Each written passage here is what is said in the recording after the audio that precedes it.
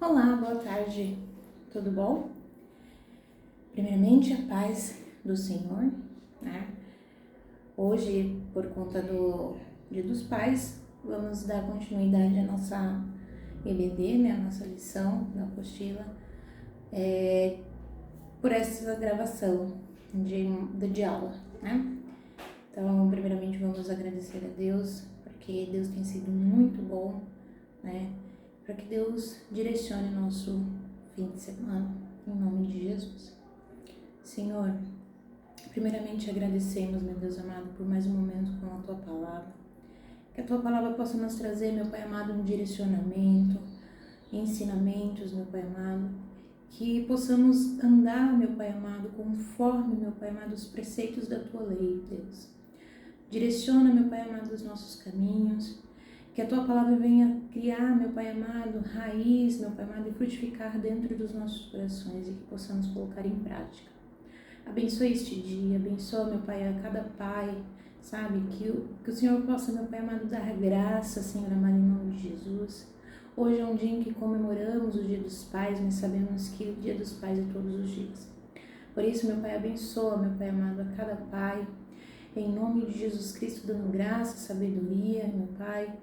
Te agradecemos, meu Pai amado, por tudo que o Senhor tem feito em nossas vidas e, acima de tudo, meu Pai amado, te agradecemos pelo Senhor ser o nosso Pai. Direcione essa lição, fale aos nossos corações, em nome de Jesus. Amém? Então, lição 6. Uma igreja não conivente com a mentira. Então, hoje a gente vai falar um pouquinho sobre a prática da mentira na vida do cristão. Ok? Então, o texto áureo diz: Disse então Pedro: Ananias, por que encheu Satanás o teu coração, para que mentisse ao Espírito Santo e retivesse parte da herdade? Verdade prática: como toda forma de engano, a mentira é pecado. Devemos, pois, andar sempre na luz da verdade. Então, a gente vai iniciar lendo uma história que é muito conhecida, história de Ananias e Safira, né, que mentiram ao Espírito Santo e, por consequência dessa mentira, eles morreram. Essa história está registrada em Atos 5, do versículo 1 ao 11. Vamos ler, então, esse texto.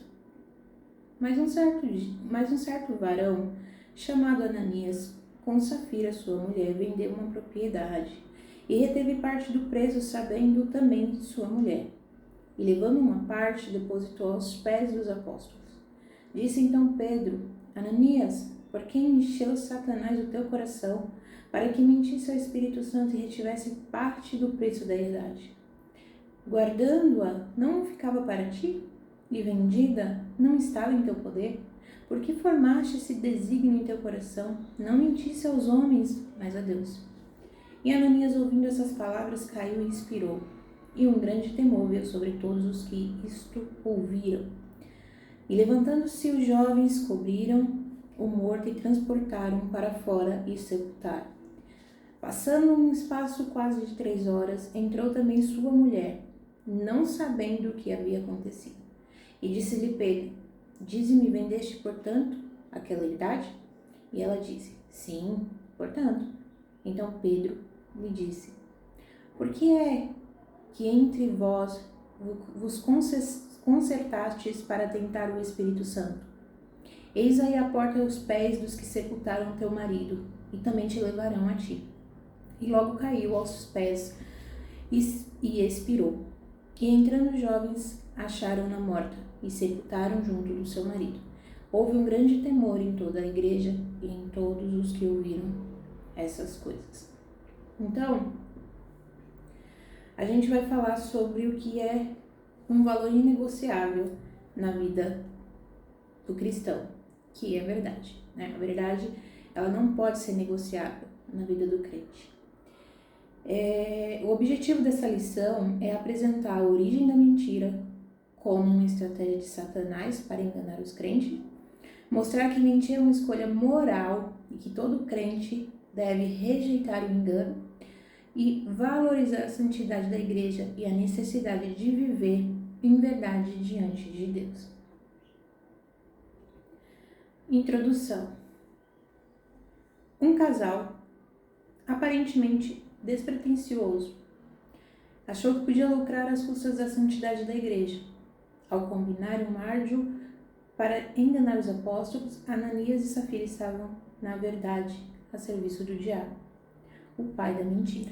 Nesta lição, aprenderemos que é possível um crente não vigilante estar a serviço do diabo em vez de agir em favor do reino de Deus. Foi exatamente isso o que aconteceu com Ananias e Safira. Tentaram obter lucro negociando valores do reino. Como crentes, não podemos usar do engano porque Deus sonda os corações. Cabe, portanto, a nós nos afastarmos do pecado pelo temor do Senhor.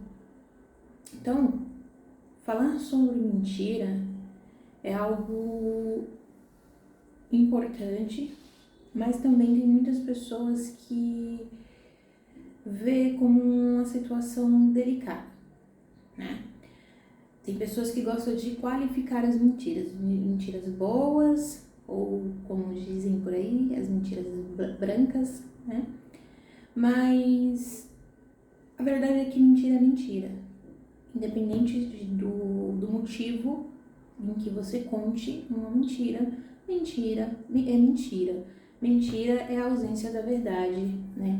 É a ausência da honestidade. Então, quando a gente mente, independente de quais sejam os motivos, estamos faltando com a verdade. Não há justificativa. E a Bíblia, Jesus mesmo vai dizer que Satanás, ele é o pai da mentira. É da natureza satânica mentir. A Escritura afirma que Satanás induziu Ananias a mentir. Disse então Pedro a Ananias: por que encheu Satanás o teu coração? Motivado pela cobiça, pelo desejo de obter lucro fácil, Ananias deu lugar ao diabo, que o levou a mentir. Jesus havia afirmado que o diabo é o pai da mentira, e Satanás está por trás de toda mentira e engano. O apóstolo Paulo viu esse espírito de engano quando enfrentou Elimas, o mágico, lá em Atos 13:10. O diabo será sempre mentiroso e nunca mudará. Então, desde que o mundo é mundo, né, desde o Éden, Satanás usou a mentira para enganar, né, o povo. Então, lá no Éden, quando a gente vai ver as primeiras contato que ele tem ali com Eva, Satanás ele começa a usar a mentira de uma forma sutil para enganar e levar Eva a pecar. Então, desde o início, Satanás, ele é mentiroso, ele nunca mudará e ele usa das mentiras para enganar o povo de Deus. A mentira como um árduo maligno. Satanás não obrigou ninguém e nem forçou Ananias a mentir, mas evidentemente plantou a semente do engano e da mentira em seu coração. A mentira é um dos seus artes. A Escritura é bem clara: não deis lugar ao diabo. Por certo, Ananias sabia disso, pois estava numa igreja doutrinada pelos apóstolos. A questão, portanto, não estava em não saber fazer a coisa certa, mas em subestimar o árduo do inimigo que possui a capacidade de induzir a fazer a coisa errada. Então, muitas vezes caímos no pecado não porque a gente não sabe fazer a coisa certa, porque subestimamos o nosso inimigo, Satanás. Então, não podemos subestimá-lo, mas a gente precisa resistir. A gente não pode dar lugar ao diabo, porque ele usa de qualquer oportunidade para nos enganar, para nos induzir a fazer o que é errado aos olhos do Senhor. É possível que o casal tenha flertado com a possibilidade de ganhar lucro e fama fingindo estar fazendo a coisa certa. Duas coisas que não são em si mesmas pecaminosas, mas quando buscadas com a intenção errada se tornam pecado. Muitas vezes a gente, por uma intenção errada, a gente acaba pecando naquilo que não é considerado pecado. Então, a intenção do nosso coração, muitas das vezes, se ela está sendo alimentada de uma forma pecaminosa, vai nos induzir a fazer coisas erradas, mesmo em situações que não são consideradas erradas. Não superestime o inimigo. O apóstolo Paulo orienta os crentes a perdoarem e a não guardarem nenhuma raiz de amargura. 2 Coríntios 2, 10 e 11. Se por um lado não podemos superestimar o inimigo, visto ele ter sido derrotado na cruz, por outro lado não podemos subestimá-lo. Paulo orienta os crentes a se revestirem de toda a armadura de Deus para que possam ficar firmes contra as astutas ciladas do diabo. A expressão grega astutas ciladas traduz o termo grego metodeias, de onde procede o nosso termo português método. O diabo ele é meticuloso, trabalha metodicamente para enganar os cristãos. Vigiemos. Então, em Efésios vai falar sobre a armadura que devemos vestir para resistir, para enfrentar as astutas ciladas de Satanás. Nós, como seres humanos, muitas vezes podemos ser bagunçados, confusos, atribulados, mas Satanás ele é metodicamente meticuloso e ele, ao contrário de nós, muitas vezes, ele é muito organizado quando o assunto é destruir o crente. Então, a gente precisa vigiar 24 horas por dia, estar sempre atento, porque a Bíblia vai dizer que ele anda ao nosso derredor bramando como um leão, buscando a quem possa tragar. Então, a gente precisa estar atento às astutas ciladas de Satanás. Satanás é a origem do engano e usa a mentira para afastar as pessoas de Deus. Então, Satanás, ele já sabe que ele tem o seu fim decretado, mas ele vai fazer de tudo para que eu e você possa ir com ele para esse fim. Por isso, precisamos estar vigilantes e atentos. Tópico 2. O cristão e a mentira. Mentira é uma escolha. Muitas pessoas acham que eu contei uma mentira sem querer. Eu falei uma mentira sem perceber. Mentira é sempre uma escolha, você escolhe. Quando você está numa situação onde você precisa contar a verdade e você conta uma mentira, você escolhe, você escolheu não ser honesto, você escolheu mentir. Então, mentira é uma escolha. Um fato fica evidente em Atos 5, na história de Ananias e Safira. Eles agiram livremente na questão envolvendo a venda de uma propriedade. Isso fica ainda mais claro quando Pedro, sob discernimento do Espírito Santo, reprova Ananias por ter tentado enganar a igreja acerca do real valor da propriedade.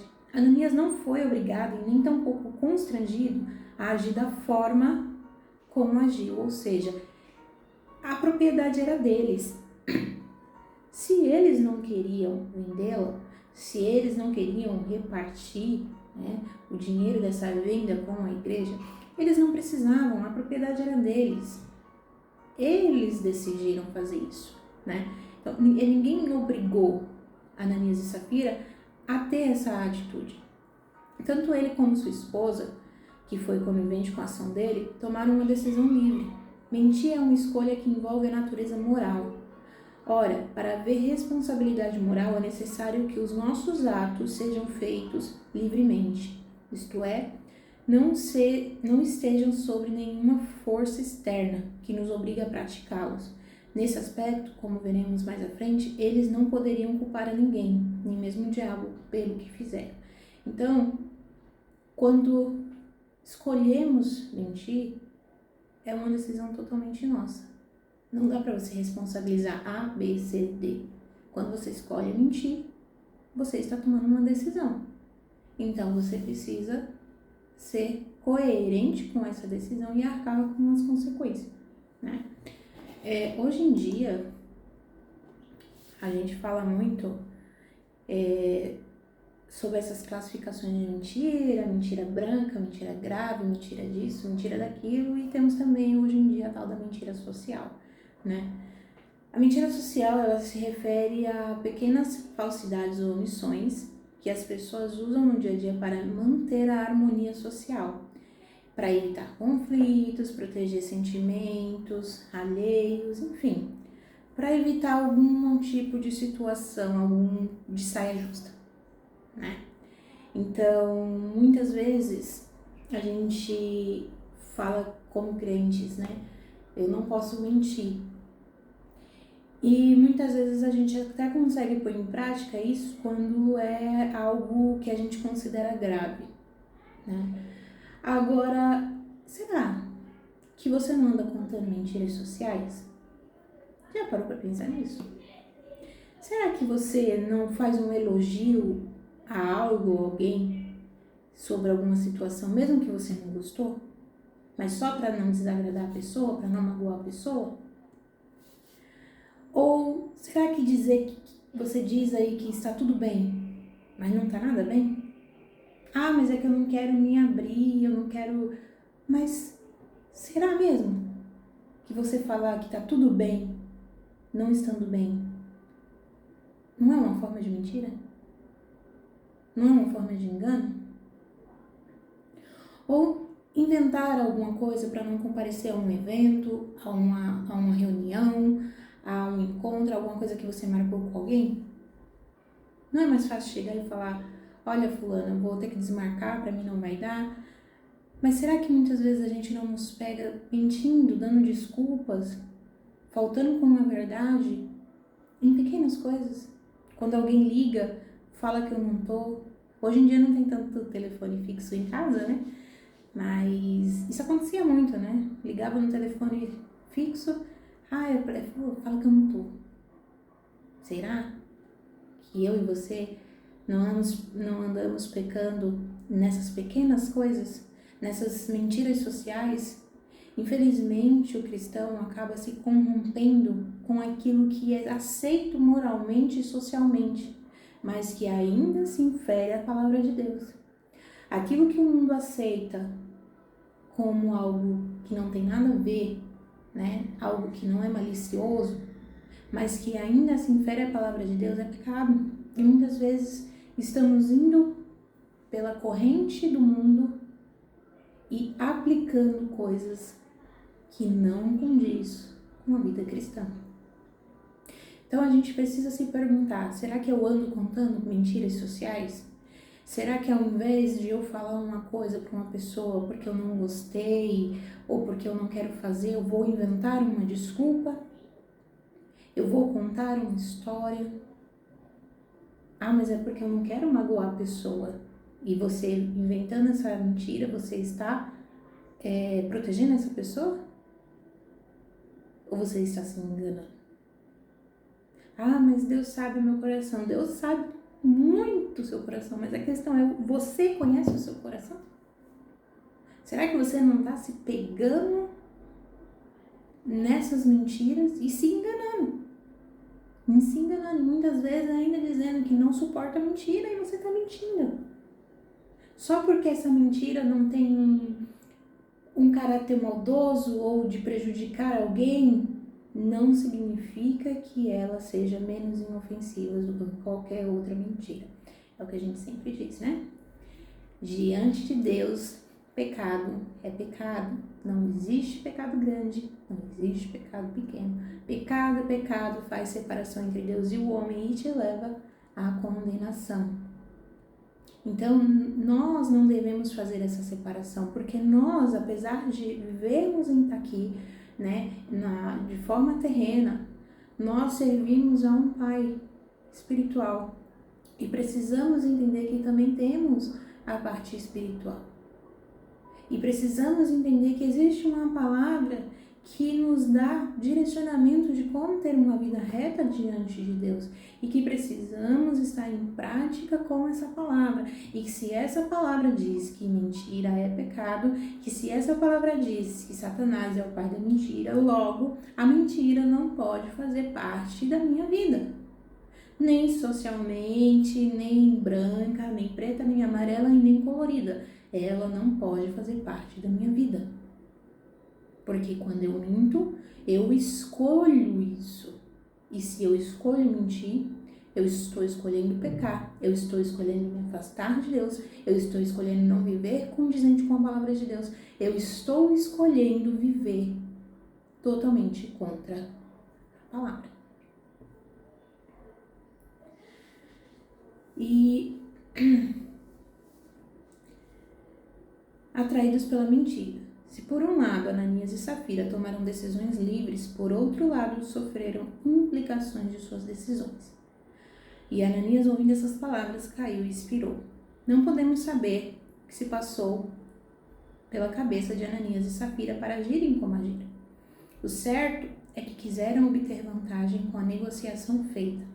É possível, ao verem os demais crentes fazendo ações louváveis, quando doavam seus bens, tivessem visto nesse gesto uma oportunidade de obterem, além do reconhecimento, o lucro pelo patrimônio que fora vendido e supostamente doado. Então, assim, eles viu que todos os irmãos ali, né, vendiam as suas propriedades, compartilhavam com a igreja. Então, eles estavam vendo como que a igreja funcionava, né, como que aquele povo estava sendo tocado pelo Espírito Santo a ponto de vender as suas propriedades e compartilhar com todos. E aí, não se sabe qual foi a intenção do coração deles, mas eles podem muito bem ter tido intenções erradas desde o início, né? De serem vistos, olha, eles estão vendendo também as propriedades deles, né? De obterem lucro ou reconhecimento social, todo mundo está fazendo, se a gente não fizer, se a gente não vender alguma propriedade, as pessoas vão falar.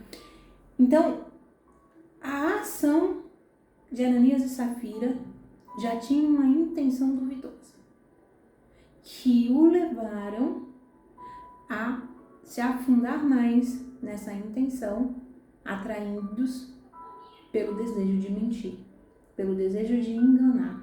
Mas enganar a quem? A si mesmo. Porque a Deus eles não enganaram, é tanto que eles morreram. Mentir tem consequência.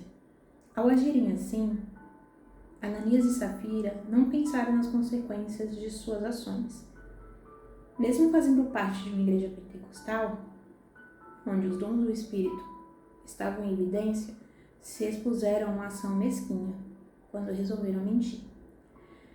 Não somente aos apóstolos, mas ao próprio Deus. Contudo, o preço pago por essa ação foi muito caro, custou-lhe suas próprias vidas. Antes de se praticar qualquer ação de natureza pecaminosa, é necessário pensar nas consequências que isso produzirá. Quantos crentes, muitos deles experientes, hoje lamentam por não terem levado em conta as consequências de suas. E aí? A gente precisa refletir nessa pergunta. Quantos crentes experientes não lamentam hoje por não terem levado em conta as consequências das suas ações? Toda ação gera uma reação. Tudo tem consequência, boa ou ruim, todas as nossas atitudes. Então, precisamos pensar, sim, quando a gente, todo pecado nosso, seja ele de qual natureza for, traz uma consequência. Às vezes uma consequência apenas para o indivíduo, às vezes uma consequência para o indivíduo e para as pessoas que estão à volta dele, às vezes para o indivíduo e para as pessoas que estão à volta dele, para uma comunidade. Então, todo pecado traz consigo um preço muito alto. E o pecado da mentira também traz grandes consequências. Na verdade, a mentira, ela traz consequências em todos os âmbitos, né? Quando contamos uma mentira, com frequência, sabe? Quando você começa a contar mentiras frequentemente, isso pode ocasionar alterações no seu cérebro. Você sabia disso? Pois é. Especialmente na parte frontal do seu cérebro, que é responsável por planejamento, tomada de decisão e controle de impulsos. Quando a gente mente, isso exige um esforço muito grande na parte cognitiva mais do que dizer a própria verdade em si. Pois o cérebro ele precisa inibir a verdade e criar uma versão alternativa. E isso exerce um grande esforço. Porém, com o tempo, com essa prática frequente de mentir, né, o nosso cérebro ele dessensibiliza a mentira, facilitando o hábito de mentir. E aí a pessoa começa a mentir sem nem perceber. É tão natural a pessoa mentir que ela mente até quando não tem necessidade de mentir. Ela mente em coisas pequenas, ela mente quando não existe um porquê dela não estar sendo honesta. E aí a pessoa pode desenvolver até um transtorno que a gente chama de mitomania. E aí muitas vezes a gente fala assim, mas aí é um transtorno, mas é um transtorno por consequência do pecado. Porque se você não mente com frequência, você não prejudica o teu próprio cérebro. E se você não prejudica, você não tem como consequência esse tipo de transtorno. Então, a mentira ela não tem benefícios nenhum. Olha só, falar a verdade custa muito menos esforço para o seu cérebro do que contar uma mentira. E as pessoas não percebem, mas a mentira de início ela pode ser difícil. Mas com a prática isso vai se tornando tão natural que contar uma verdade exerce um esforço gigantesco. E de que vale isso? Mas é que eu gosto de proteger as pessoas. Conte a verdade. Mas as pessoas vão ficar magoadas. Então repense os seus atos. Repense aquilo que você está fazendo de errado para que você não precise contar uma mentira. A real é que a verdade é sempre o caminho que a gente precisa fazer, independente se vai ser fácil ou não. Mentir não é a solução. A gente precisa vigiar. O crente deve rejeitar toda falsidade, pois a mentira compromete o seu testemunho e comunhão com Deus. A mentira, ela não só tira a dignidade, como a credibilidade. Quando você mente e você é pego nessas mentiras, né, você vai perdendo sua credibilidade com as pessoas, com o mundo. Ninguém acredita no mentiroso. E a gente tem que ter um caráter de Cristo. A gente precisa passar credibilidade como cristão. A gente precisa ter um outro posicionamento diante das pessoas. Se as pessoas olharem para a minha vida e não ver credibilidade, não ver confiança, porque as minhas ações não demonstram isso, eu estou envergonhando o Evangelho de Cristo. Eu estou me enganando. Somente a mim mesmo, porque a Deus eu não estou. Precisamos ser fiel com a verdade. Doa quem doer. A verdade precisa ser algo que esteja no nosso caráter. Uma igreja temente. A igreja que repele a mentira. Lucas destaca que os fatos ocorridos com Ananias e Safira trouxeram um grande temor dentro e fora da igreja. A palavra temor traduz o termo grego phobos, que também aparece no versículo 5 deste mesmo capítulo. Muitas vezes essa palavra é traduzida com um sentido de medo. Contudo, aqui nesse contexto, o sentido de reverência e respeito, como em Atos 2,43 e outras passagens não testamentárias. Então, a atitude de Ananias e Safira gerou esse temor na igreja. Esse temor precisa estar presente no meu e no seu coração. Precisamos ter temor com a palavra de Deus, com o Evangelho de Cristo. E esse temor não é medo, é temor. É ter esse cuidado de ser fiel à palavra, de falar a verdade, de tudo aquilo que sair dos nossos lábios ser verídico. Não há necessidade de mentir, não há necessidade de enganar. Porque se o engano, a mentira fazem parte do meu comportamento, eu preciso me converter. Porque eu estou me enganando. Eu preciso me converter. Se Deus não tivesse usado Pedro para o intento daquele casal, o pecado teria entrado na primeira igreja, sem dúvidas causando danos irreparáveis. Quantos escândalos a gente vê hoje de líderes religiosos que mentem para as congregações, que enganam os fiéis. E olha os escândalos, quantas e quantas pessoas feridas, quantas pessoas machucadas, decepcionadas com a igreja por conta do pecado da mentira, do engano. Nós não fomos chamados para enganar. Esse é o papel de Satanás. Nós fomos chamados para termos compromisso com a verdade, para pregar a palavra de Deus, para demonstrar a palavra de Deus no nosso comportamento. É para isso que Cristo nos chamou. A Bíblia vai dizer que a gente, da nossa boca, precisa sair o sim, sim, não, não. Não existe talvez, meio termo, não existe mais ou menos para o crente. É sim, sim, não, não. Posso? Pode. Não posso? Não pode. Sabe, a gente precisa ser comprometido com essa verdade, doa quem doer. Ah, mas é muito difícil. É difícil quando você está longe da palavra de Deus. Quando você está longe de uma relação com o Senhor. Porque mentir e não sentir nada, não sentir vergonha, não se perguntar por que você fez aquilo, sabe? Não se doer com essa situação, significa que esse pecado está cauterizado dentro de você. Já não faz diferença você contar uma mentira ou não. E aí você precisa olhar para a tua vida e falar assim, e aí, querido, bora se converter. Porque não dá. Se eu peco e eu não sinto mal, se eu falo uma mentira e aquilo não me constrange, eu preciso rever os meus conceitos. Porque se você pecar, você precisa confessar. Você precisa. E se não tem o arrependimento, significa que você está cauterizado dentro desse pecado.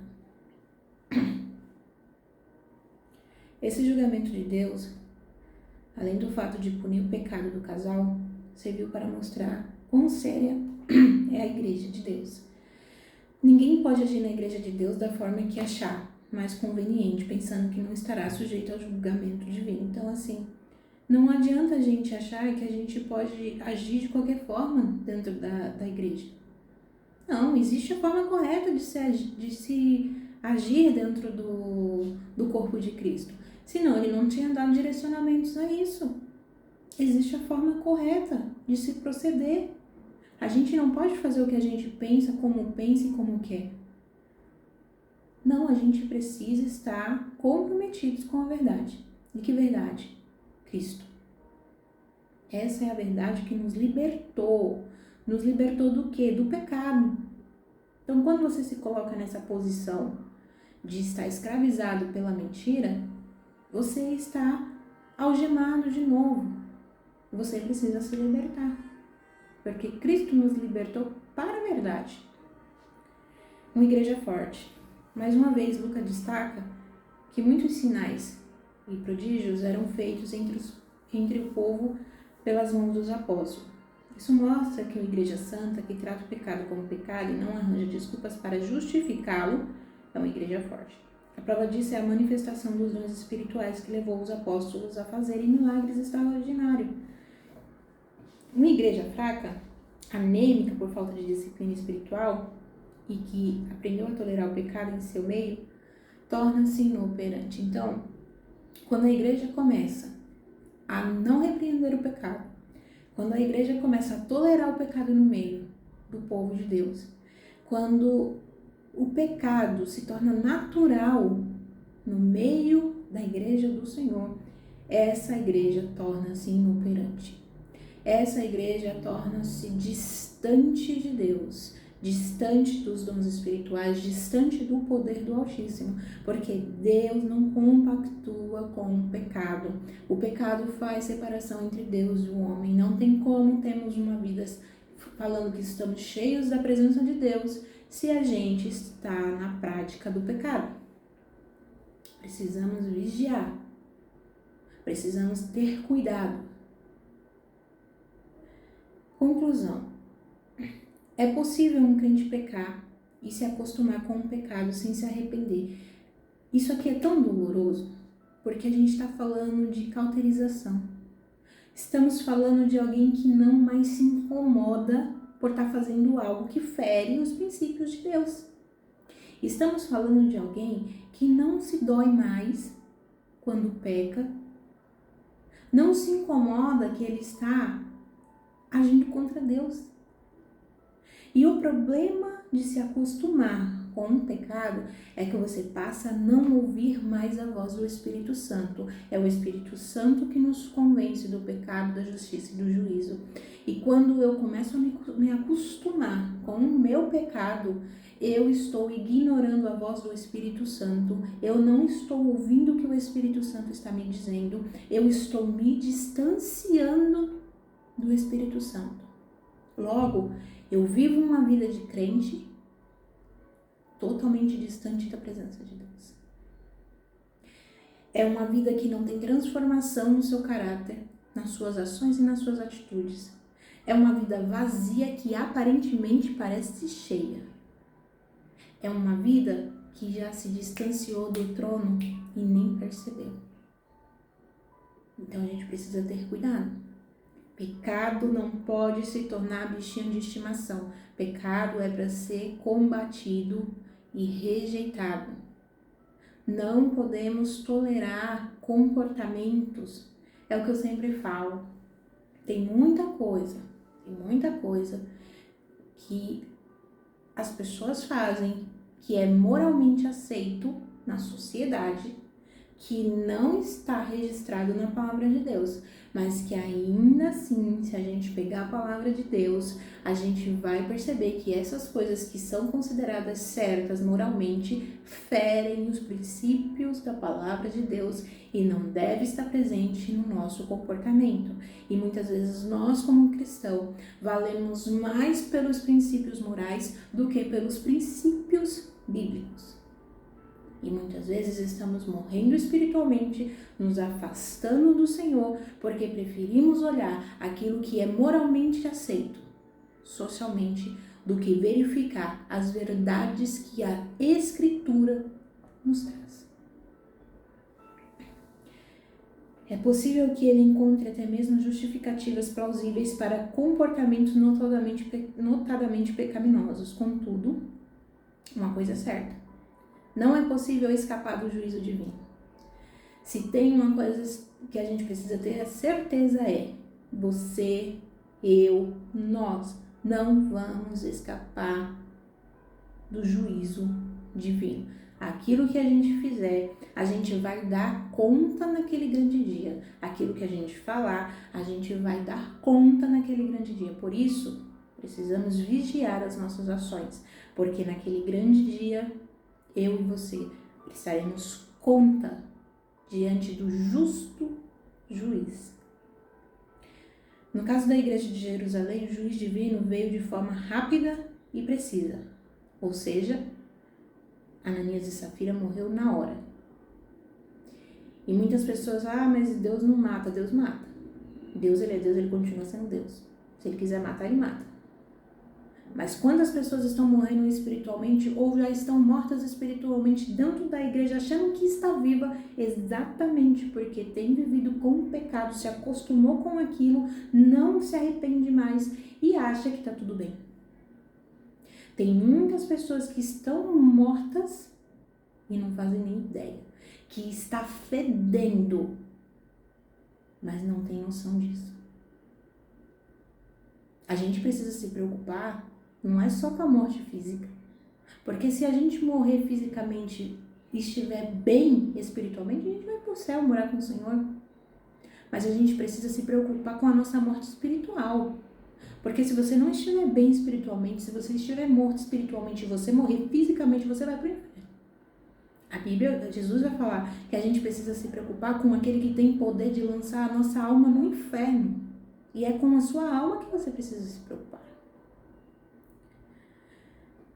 Contudo, em outros, como no caso de Corinto, o apóstolo Paulo cobrou uma ação enérgica por parte da igreja que havia se tornado tolerante em relação ao comportamento pecaminoso de um crente.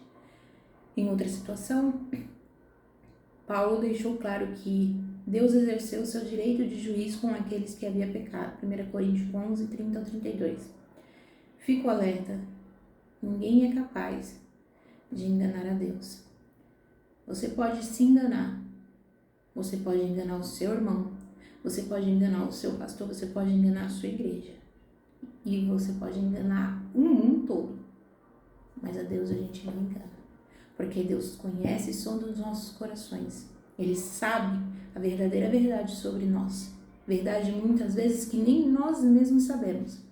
Portanto, não pense que você vai viver de qualquer forma e vai estar enganando a Deus. Você vai estar se enganando.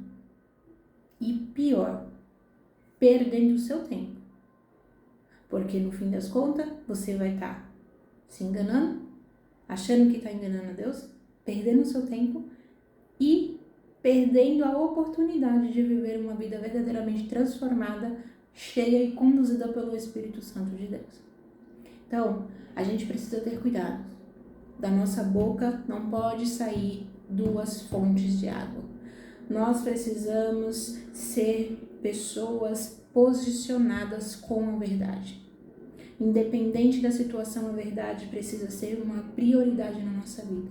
Não é sim, sim, não é, ou é sim, sim, ou é não, não. Passou disso, é procedência maligna. Não compactue com o pecado. Não ache que uma mentirinha não tem nada a ver, isso pode comprometer a tua salvação. Não ache que você contar uma mentirinha não vai fazer mal nenhum, isso pode te levar para o inferno. Então, não minta. Não há necessidade de mentira para quem está em Cristo Jesus. Precisamos ser sinceros conosco, com as pessoas e com Deus. Precisamos prezar pela verdade, porque foi por meio da verdade que nós fomos libertos, fomos salvos, fomos chamados. Cristo nos chama para ter um caráter igual dele.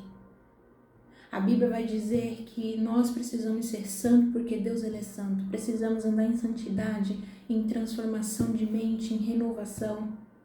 Então, não há desculpas para você andar por caminhos errados.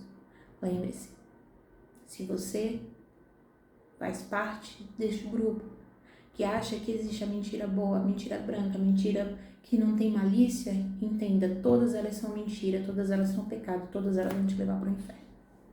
Precisamos nos converter. Amém? Vamos orar?